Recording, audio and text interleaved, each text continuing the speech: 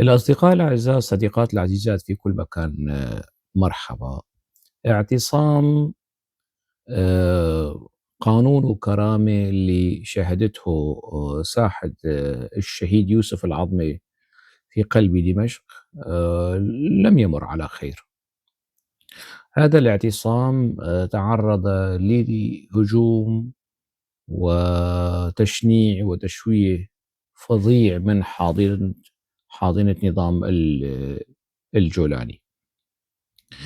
وهي الحاضنة في جزء منها هي نفسها حاضنة نظام بشار الأسد، نفس السلوكيات، نفس الإجرام، نفس الترهيب الذي كان يمارسه نظام الأسد وحاضنته في بدايات الانتفاضة على نظام بشار الأسد، الآن تقترفه حاضنة نظام الجولاني بطريقة أشنع وأحقر وأكثر سقوطا وحضيضا ونذالة.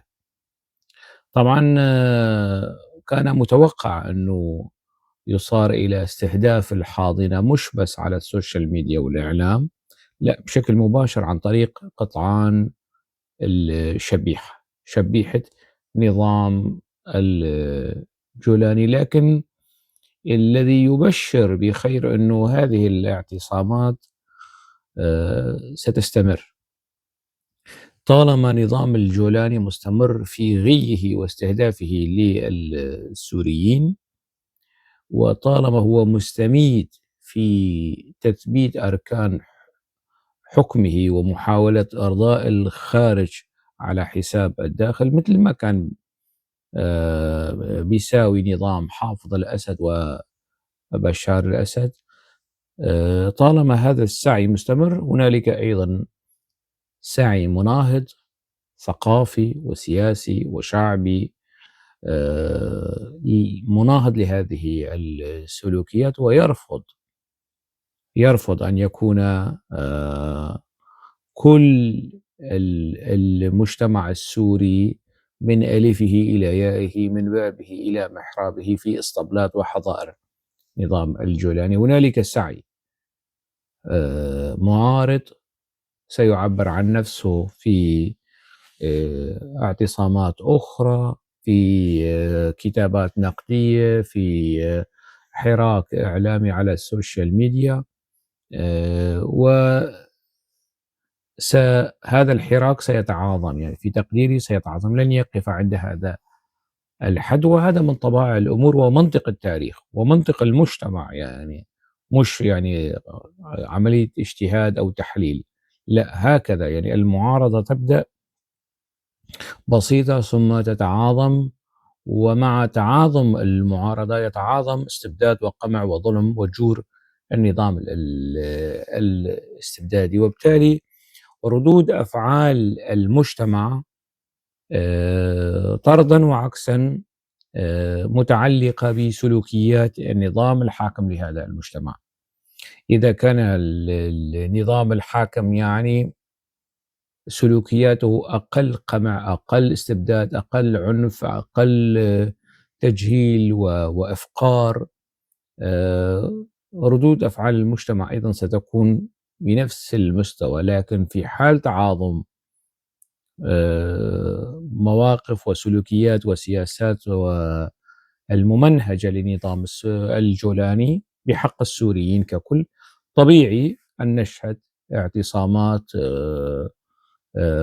في دمشق، وربما لاحقا في حلب، وحتى في إدلب، لأنه نظام الجولاني عندما كان يحكم إدلب كان هنالك أيضا اعتصامات ومظاهرات منددة بنظام الجولاني في إدلب قبل استلامه للسلطة من نظام الأسد نتيجة صفقة روسية أمريكية عربية تركية، وما يعني ما هو معروف عن طبيعة هذه الصفقة لإزالة الحضور والنفوذ الإيراني في سوريا.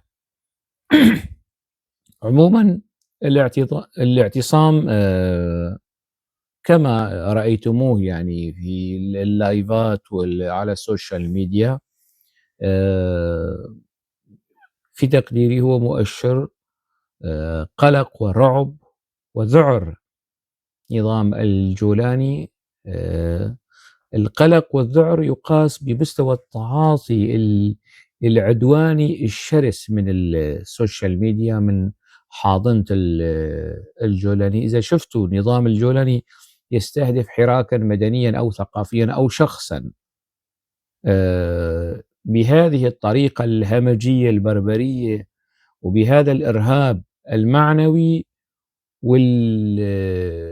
والمادي، اعلموا تماما بأنه نظام الجولاني يعيش حالة قلق ورعب في هذه اللحظات، أو مذعورا من هذه السلوكيات.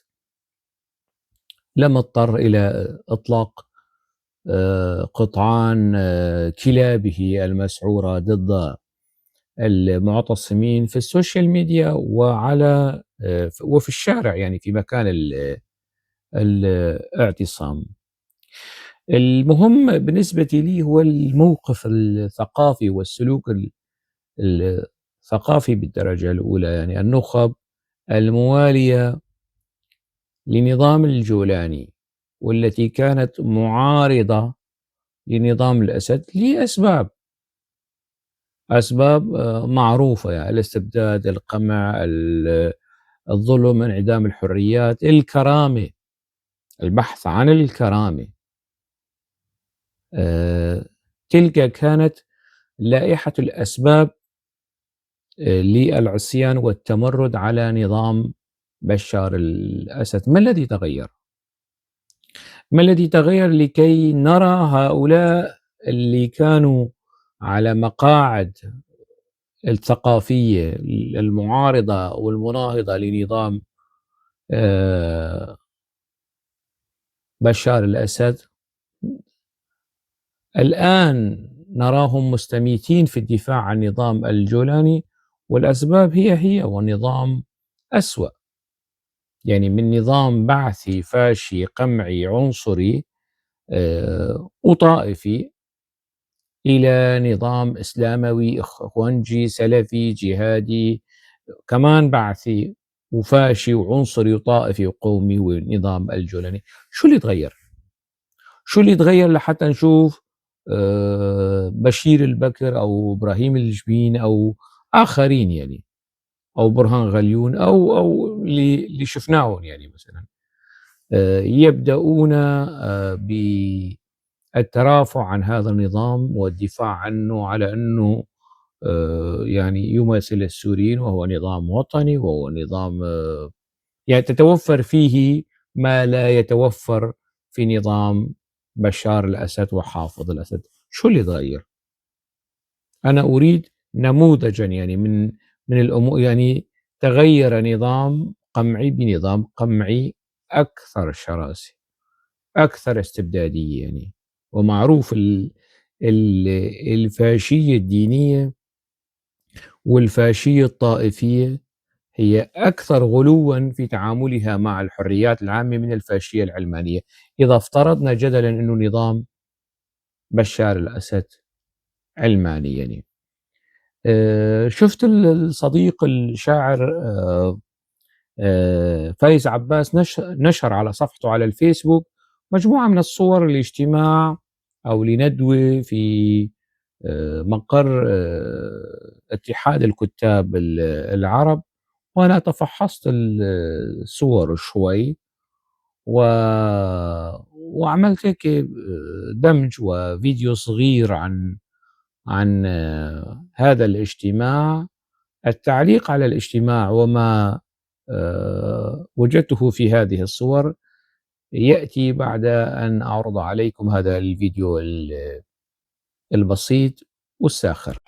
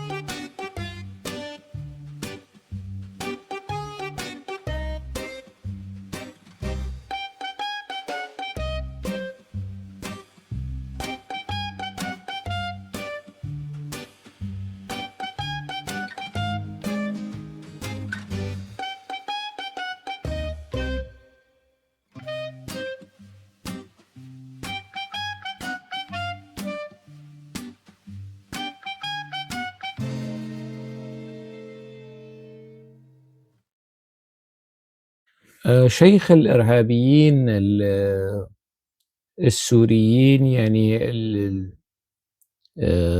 يمكن للفلسطينية اللي بيتبنوا السلفية الجهادية أن يتباهوا ويتفاخروا بعزام عزام. ويمكن للسلفيين الجهاديين في الأردن أن يتفاخروا بأبو مصعب الزرقاوي، والسعوديين واليمنيين أن يتفاخروا ب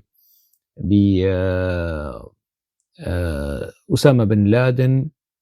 أما السلفيين الجهاديين اللي اعتنقوا وتبنوا فكر الإرهاب السلفي الجهادي أن يتفاخروا بأيمن الظواهري. نحن السوريين أو السوريين، مش نحن لأنه أنا ما بصنف نفسي في ضمن هالجماعة، بالعكس أنا بالضد منها.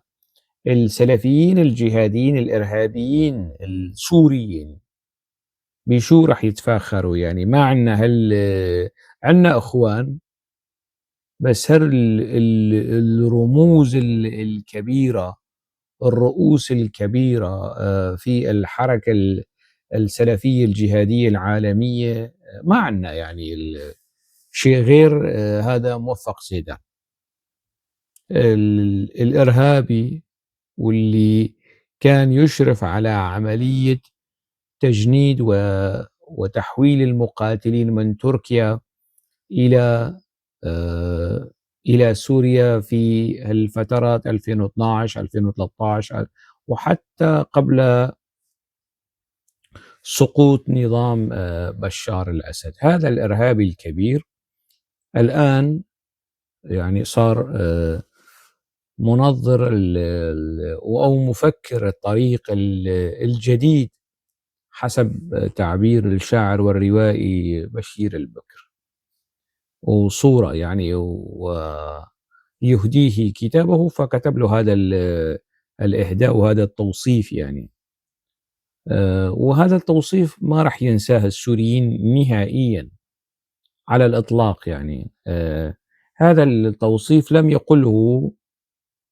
يقله بشير البكر لا في أحمد برقاوي، ولا في صادق جلال العظم، ولا في طيب تيزيني، ولا في برهان غليون، ولم يقله يعني في الكثير من اللي أنتجوا فكر وأنتجوا معرفة في المشهد الثقافي السوري، لكن قاله بشير البكر بجرأة يعني بالفم الملآن، قاله في حق موفق زيدان. لكن أنا ما شفت في الاجتماع، ما لمحت بشير البكر. يا ريت يجي ويسمع تنظيرات مفكر الطريق الجديد في اتحاد الكتاب العرب.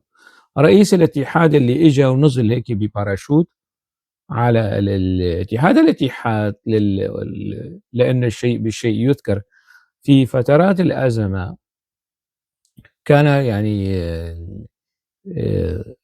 هي الكيان الثقافي الداعم لنظام حافظ الأسد ولنظام بشار الأسد حتى اللحظات الأخيرة. بعد سقوط النظام أو هروب النظام، وما سقط، هو هرب وسلم كل شيء لنظام الجولاني بما فيهم اتحاد الكتاب هذا. والرئيس الأول المؤقت الشاعر السوري والناشر السوري دار موزايك عثمان، أنا آسف نسيت اسمه يعني. على كل في كمرحلة مؤقتة وانتقالية حطوه هو رئيس الاتحاد، رغم يعني حداثة سني ويعني الموهبة الشعرية وكذا، ويعني ما بعرف شو كانت الاعتبارات اللي خلوه يحطوا الشاعر السوري الشاب والناشر السوري الشاب. بعدين شالوه وجابوا هذا الشخص أحمد جاسم الحسين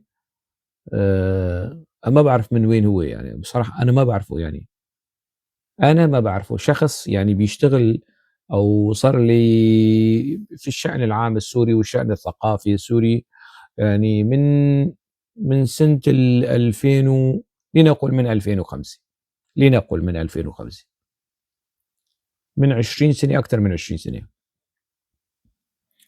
ما باعرف أنا، هي السنوات الأولى اللي باسمع بأحمد جاسم الحسي.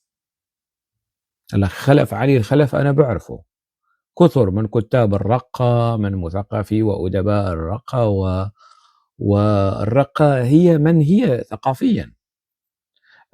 سمعت يعني كثر بكتاب وأدباء دير الزور، وقرأت لهم، ويعني بالنسبة لي مع الاختلاف، بالنسبة لي يعني حتى يعني من باب الاختلاف، يعني في اختلاف بيني وبين الإسلام، إسلام أبو شقير حول الكثير من القضايا الثقافية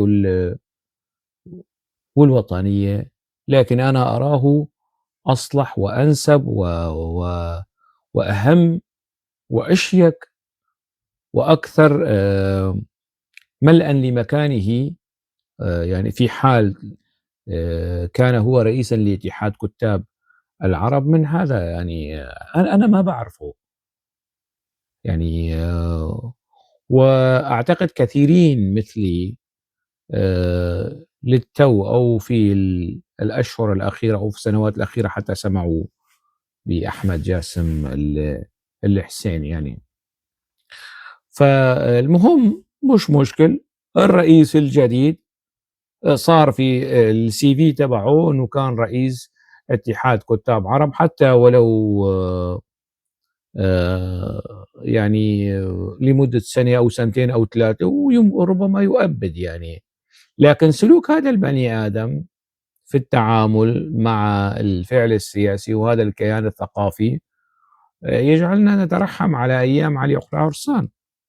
بتعرفوا علي عقناع عرسان، وبعدين حسين جمعة، وبعدين السوداني شو كان اسمه، مراد السوداني، ما عاد أتذكر شو كان اسمه ال الأخير. ف هذا البني آدم، هذا الشخص أحمد جاسم الحسين بيخلّينا نترحم على أيام آآ ال حسن حميد البقاري، اللي معروف يعني الروائي الفلسطيني السوري، الذي يقال إنه يعني أصوله كردية كمان، هكذا يقال يعني. المهم، فهذا الاتحاد يعني هو الآن عمليًا ليس اتحاد كتاب العرب. أنا يعني أرأب بالعرب المثقفين العرب على إنه يكون هذا هو اتحاد كتاب عرب. طيب هو اتحاد كتاب المسلمين؟ لأ طبعًا، لأنه الكثير من المسلمين العرب المسلمين خارج هذا الاتحاد. إذًا هو اتحاد كتاب السنة؟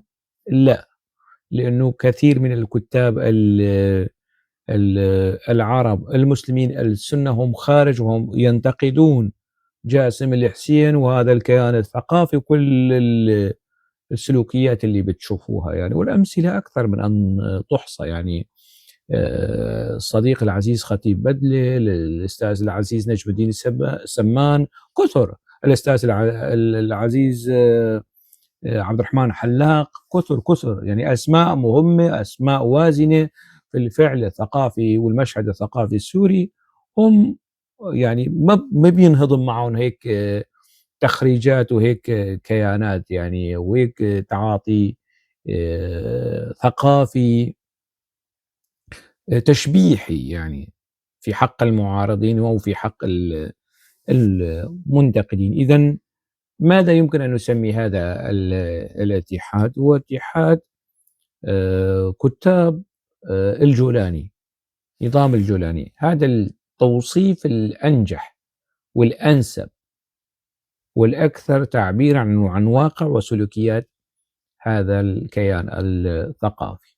هذا الاتحاد عامل ندوة لموفق زيدان، وموفق زيدان بده يجي يحكي عن الضرورات الثقافية والضرورات ال السياسية والفعل الثقافي والقضايا هيك. أنا شُفت الصور وعملت شوية zoom، شُفت يعني فاتن المدعية اللي يعني هي مدعية سياسة ومدعية طب ومدعية كل شيء، والوثائق التي ظهرت من أرشيف المخابرات السورية، لأنه هي كانت بنت من بنات المخابرات. وسبق وحكيت عن علاقتها بقسد من لما كانت موجودة هون وتحضر اجتماعات قسد، وبعدين لما سقط الجولاني صارت تهاجم قسد. هاي البنت على السمعة الحضيض اللي تتمتع بها وتتباهى بها فتون حزبيز، هاي السمعة الحضيض الزبالة يعني صايرة يعني كاتبة، وبتجي على اتحاد كتاب العرب وبتحضر اجتماعات وتميل بعنقها ويشرئب عنقها وهي تنصت إلى موفق زيدان والدرر اللي عم تطلع منه، يعني الدرر الثقافية. فاتن وصارت طالما هي مثقفة وناشطة سياسية ويستضيفها معاذ محارب حنانيك أبو حنانيك يستضيفها كناشطة تعلق برأيها السديد حول الأحداث في سوريا. طالما الموضوع صار هيك فخلاص طبيعي نشوفها في كل مكان، طبيعي أن نشوفها حتى في قصر الجولاني، رغم أنه ما عندها هي المؤهلات اللي كانت موجودة عند لونا الشبل. أين الثرى اللي هي فتون تحت الثرى، يعني فتون حيصبيز وثريا الله يرحمها لون الشبل، ما في مجال للمقارنة لا ثقافيا ولا أنثويا يعني. فممكن تشوفوا فتون حيصبيز حتى في قصر الجولاني، ممكن، هذا جدا وارد. إذا شفتوها في المنصات الإعلامية، إذا شفتوها تشوفوها، ممكن تشوفوها برلمانية، ممكن تشوفوها مستلمة وزارة الشؤون الاجتماعية، كتير اجتماعية، أو وزارة الثقافة ممكن يعني، أو وزارة الإعلام. كل شيء جائز، كل شيء جائز وكل شيء يمكن توقعه من نظام الجولاني. نظام الجولاني بده هيك طقم يعني. لكن حطوا لنا فتون حيصبيص على جنب، ولنأتي إلى كبش النفاق، تور النفاق، رمز النفاق، اللي إذا كان هنالك لو كان هنالك في الميثولوجيا عند الإغريق أو في الساحل السوري منطقة الشرق الأوسط أو في سومر إله للنفاق، لو كان هنالك إله للنفاق والدجل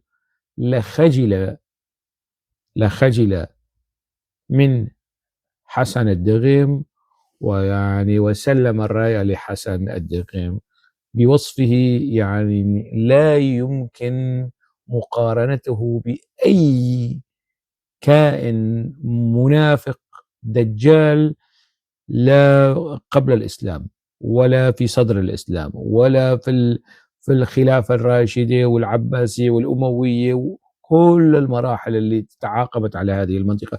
لا يمكن أن تجدوا شخصا دجالا منافقا كحسن الدغيم، يصدر إلينا باعتباره مثقفا وكاتبا وبيحضر اجتماعات موفق زيدان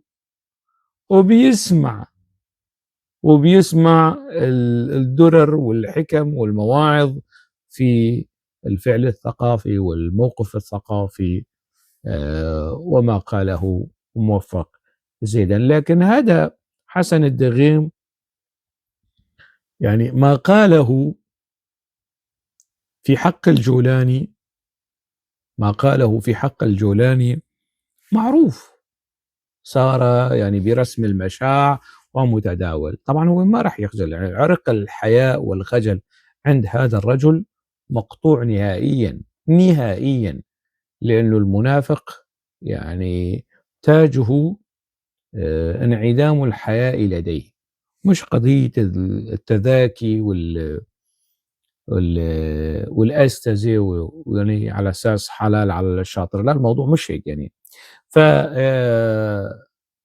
حسن الدغيم جاي يحضر لمين؟ لموفق الزيدان. قبل ايام شفت فيديو على السوشيال ميديا لحسن الدغيم، وقال يعني ايضا حكما ودررا في حق موفق زيدان قبل سنوات خلت، لكن الذاكرة السورية، الذاكرة السورية ليست ذاكرة سمك، ولا هي ذاكرة عمياء يمكن أن تقفز أو أن تتعامى عن هكذا أقوال ومواقف صدرت من حسن الدغيم في حق موفق زيدان. حدث بغي واضح ومعروف على ما تبقى من مكونات الثورة السورية في الشمال السوري المحرر، وقامت به هيئة تحرير الشام، جبهة فتح الشام سابقا، جبهة النصرة سابقا، تنقا برنامج واضح ومعروف بتفكيك الثورات وضرب حركات التحرر في كل بلد يقرر شعب من الشعوب أن يقوم على جلاده. المهم، هذا البغي جريمة سياسية واضحة موصوفة، اعتداء على المقاصد العليا، سفك للدماء، نهب للأموال، تشريد للناس، إخراجهم من بيوتهم، التضييق عليهم. قولا واضحا، يأتي إعلامي يدعي بين قوسين أنه مشهور وأنه مهني وأنه موضوعي، أحمد موفق زيدان، ليمثل ويجمل حالة البغي هذا ويصفه يعني أنه كالخلاف بين سيدنا الحسن وسيدنا معاوية، ويشبه الجبهة الوطنية للتحرير بأحفاد الحسن، وأنهم تنازلوا لإخوتهم من أحفاد معاوية رضي الله تعالى عنه، ويسمي هذا العام بعام الجماعة. معاوية لم يقطع طرق المسلمين، معاوية لم يقتحم بيوت المدنيين، معاوية لم يصنع الحواجز والسيطرات على الطرقات ليعتقل خصومه ويقتلهم. معاوية لم ينهب أموال المسلمين، بل جبر خاطرهم من بيت المال وأرسلهم معززين مكرمين. معاوية اختلف مع خصومه وقاتلهم في ساحة المعركة ليلا من نهار أو يوما أو يومين وانتهى الأمر. لم يتدخل في المجتمع المدني، ولم يفرض عليهم المعتقلات والسجون، ولم ينشئ لهم مكاتب الأمن والتحقيق التي تستدعيهم وتقتلهم أو تنفيهم وتهجرهم. معاوية صنع عام الجماعة بحق، وكان عاما للجماعة. وأما أنتم فتمثلتم أفعال يزيد وعبيد الله بن زياد وشمر ذي الجوشن، وصنعتم في هذه الأمة كربلاء وعام الحرة، وكنتم أبعد ما تكونوا عن أخلاق الجماعة، فلا أخلاق الإسلام اتبعتم، ولا كانت فيكم مروءة الجاهلية. وحسبنا الله ونعم الوكيل فيكم وبمكركم وبتطبيلكم. الأسر الحاكمة، من الأسر الحاكمة حاليا في سوريا، مثل ما كان في شاليش وفي مخلوف وفي الأسد وفي الأسر التابعة للنظام أو حاضنة النظام السوري السابق، الآن من الأسر التي تحكم سوريا أسرة الدغيم. اعملوا تحري راح تشوفوا كذا مسؤول من أسرة الدغيم، أنس الدغيم، حسن الدغيم، محمد الدغيم. في واحد كان يتطاول علي كثيرا في رابطة الصحفيين السوريين ضمن المجموعة، كان من بيت الدغيم، وعنده كم شبيح يعني كم مجموعة. المهم أنا تركت الرابطة، تركتها لآل الدغيم. على سيرة الرابطة، مش بس فاتن رمضان موجودة في اتحاد الكتاب العرب، لا، كانت موجودة ضمن رابطة الصحفيين السوريين، ضمن رابطة الصحفيين السوريين، ولها علاقة مع بعض هؤلاء يعني من جماعة الدغيم وغير. بعطي صوت طبعا، أنا أحتفظ بالصوت. تتحدث إلى أحد أعضاء رابطة الصحفيين السوريين وتبرئ نفسها من الاعتصام اللي ساوته ضدي أنا وضد قسد، وعلى أساس أنا قسدي يعني. فأنا محتفظ برقم وبصوت فتون حيصبيز اللي بتحاول تبرئ نفسها من الاعتصام اللي صار دي. مش بعدين أنا بعت لهم الصور، صور فتون حيصبيز على مجموعة نقد بناء اللي كانت هي مجموعة رابطة الصحفيين السوريين على الواتساب. فهي فاتن يبدو أنه هي ساكنة في بيت متعدد الشرفات، شرفة تطل على رابطة الصحفيين السوريين، شرفة تطل على اتحاد الكتاب العرب، شرفة تطل على حسن الدغيم، وشرفة ما بعرف تطل على مين. انتوا شوفوا لها هيك جهة تطل عليها فاتن. المهم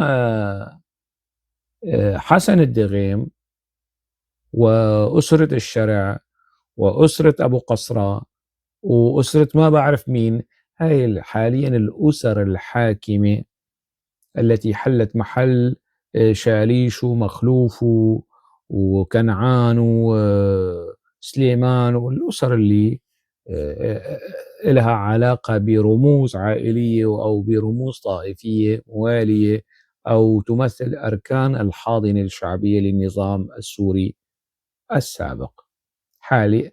إذن هي عملية انتقال من حكم عوائل وأسر إلى حكم عوائل وأسر ثانية. هذا هو حال الواقع الثقافي البائس الحضيض.